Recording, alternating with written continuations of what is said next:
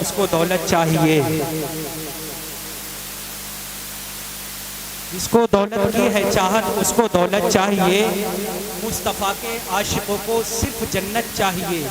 بات سچی اور اچھی لگی ہو، سبحان اللہ یاد ہو تو اپنی ماں کی محبت میں دونوں ہاتھوں کو اٹھا کر بول دیں سبحان اللہ۔ اللہ رب العزت آپ کی خوبصورت سماعتوں کو سلامت رکھے۔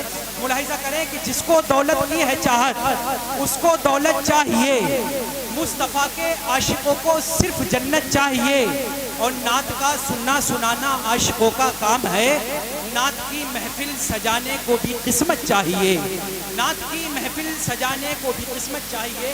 ماشاءاللہ یہ مجھے نواز رہے ہیں، میرا فرض بنتا ایک شعر سے ان کو نواز دوں کہ ہر پھول خوشبو مانگے آپ سے، ہر کوئی مسکان مانگے آپ سے، اور خدا آپ کی زندگی میں اتنی روشنی کرے کہ پاور ہاؤس والے بھی کنیکشن مانگے آپ سے۔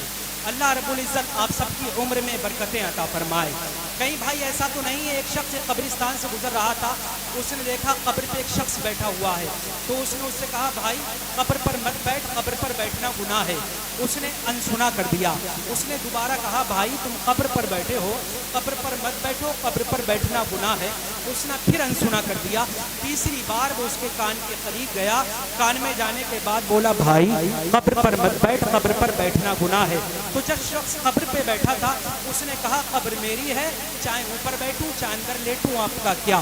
مجھے محسوس ہو رہا ہے آپ لوگ بھی یہی کہنا چاہ رہے ہیں کہ مہون پور ہمارا ہے، آج کے جلسہ ہم نے سجایا ہے، ہم سبحان اللہ بولے یا نہ بولے آپ کا کیا۔ لیکن حضرات میں آپ کو بتاتا چلوں آج کے محفل کسی نیتا کی محفل نہیں ہے، آج کے محفل ہندوستان کے پردھان منتری کی محفل نہیں ہے، بلکہ آج کے محفل تو سارے نبیوں کے سردار کی محفل ہے۔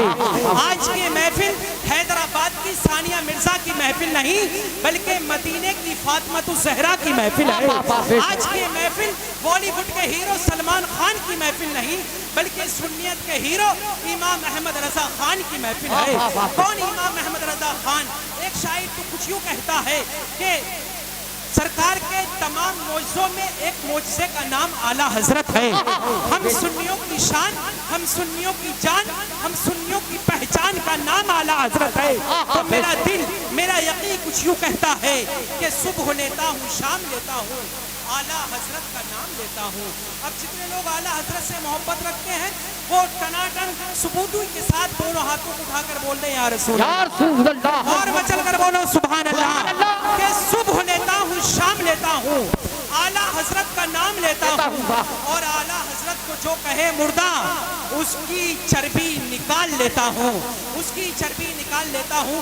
حضرات وقت بہت کم ہے اس لیے میں چاہتا ہوں اب بہت ہی تیزی سے ہندوستان کو عظیم الشان شاعر کو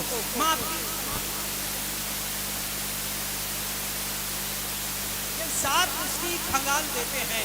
اعلیٰ حضرت کی محبت میں ایک بار اور بولے سبحان اللہ، کے ساتھ اس کی کھنگال لیتے ہیں، اس کی پگڑی اتار دیتے ہیں، اور اعلیٰ حضرت کو جو کہے مردہ اس کی چربی نکال لیتے ہیں، اس کی چربی نکال لیتے ہیں۔ ہندوستان کو عظیم الشان شاعر کو میں آپ کی سماعتوں کی دہلیز تک پہنچانے کی کوشش کر رہا ہوں۔ ہندوستان کا وہ عظیم الشان شاعر جو اگر کسی نعت پڑھے تو شجر پر چڑیاں چہچہانا بھول جائیں، نعت سننے کے بعد سبحان اللہ کا ذکر کرنے لگے۔